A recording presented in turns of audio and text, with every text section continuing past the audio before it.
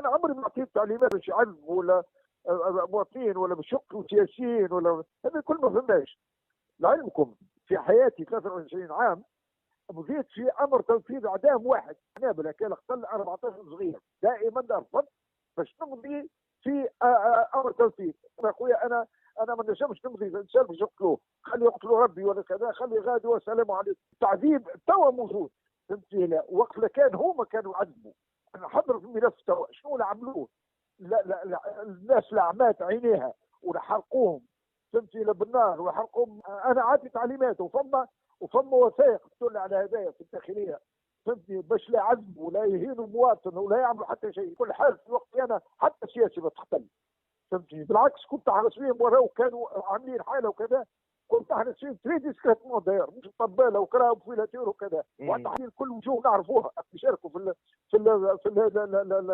اللقاءات والمحادثات والما عشاش، فهمتني؟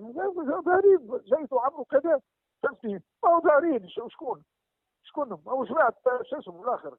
لا المكي والبحيري، ايه المكي والبحيري وكذا كل معروفين، فهمتي؟ لا ناس، فهمتي؟ لا شيء كبير، كل كذبه. ما ثقافه كامله، ثقافه الاجاره، معناها يقول لك ما نجمش نخليك تحرجني اعلاميا.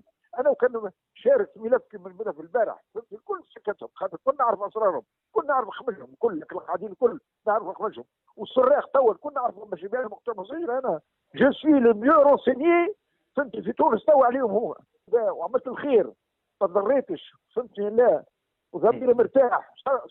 سرقوني قطعت لهم قرعه، كل ما قالوه طلع كل فارق، فهمتني؟